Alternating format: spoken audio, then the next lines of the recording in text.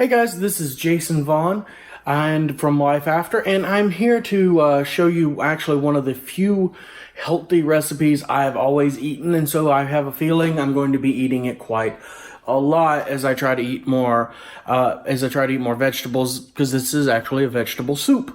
This is a recipe from my friend Sarah Jane O'Shea.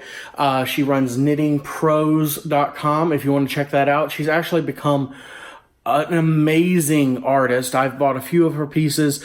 Highly recommend checking out her website and her art and seeing if there's anything there. But let's start off. You're going to need a very large pot. I'm going to make, I don't like, you want to make sure it doesn't splash or boil over, so I like using an extra large pot. So I bought this thing right here. I don't know how big this is, but you can tell it's a giant pot. You could actually make two batches in this if you want, and sometimes I've actually done that. Sometimes I've actually made three once, then it got a little old. I mean, it didn't get old, it was still fine to eat, but you were eating the same thing all the time. I mean, I guess I could have frozen it, but I'm not used to freezing soup yet. And then what you're going to need are you're going to start off with garlic, and then you're going to need 1 onion, and I used 4 carrots. You can use as many carrots as you want. And then I'm using canned vegetables for this. So I'm using corn, whole kernel corn, sweet peas. You can use frozen if you prefer. Doesn't really matter. And again, if you want to double this, I'm going to have the link to the recipe, her exact recipe down there. She does it a little different. I've changed it up to make it a little simpler. But green beans, a large thing of tomato juice, and then Hunt's diced tomatoes. Again, these are not organic. Obviously, if you wanted to use organic, you could definitely do that. But after all that, and then at the end, we're going to put in some potatoes. I'm using red potatoes. I don't bother peeling them. I don't really see the need to, but then you can use Yukon, whatever you like. Then to start off with, I just sprayed the pan down with some olive oil to keep it from sticking, and to give it just use a touch of oil. And then I put in 2 tablespoons of that minced garlic. You can use fresh garlic if you want. Again, this is trying to get something that I can do very quickly that I'm really going to enjoy. Sometimes I'll use fresh garlic, sometimes I don't. And then we're going to take and we're going to put our onions and our carrots in there.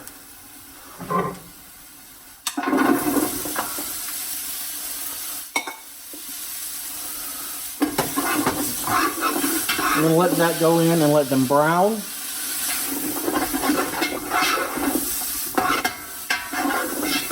And let the carrots cook through a little bit.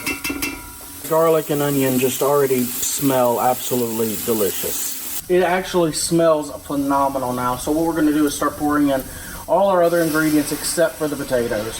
So we pour in all of our juice. 1 giant 48-ounce can of juice. Our diced tomatoes. See, and again, the benefit of this giant pot is it really just doesn't splash.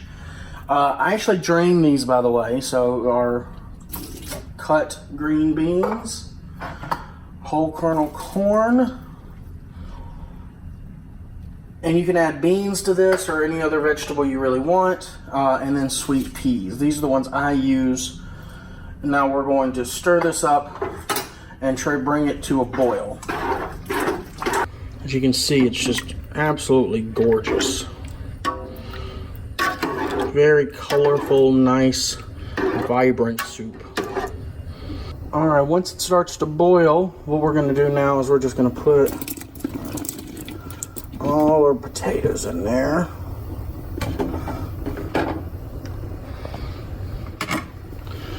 And stir them in.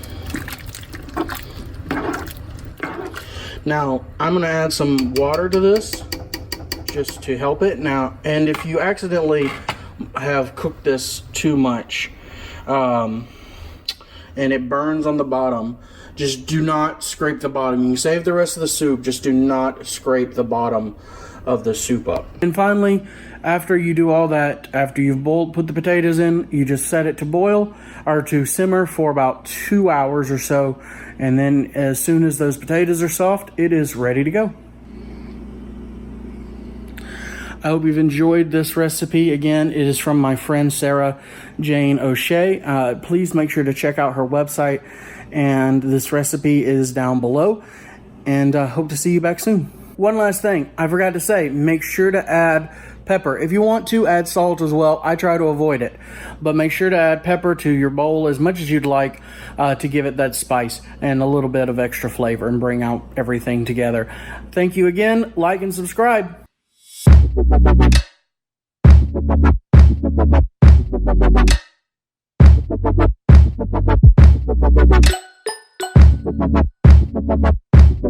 you.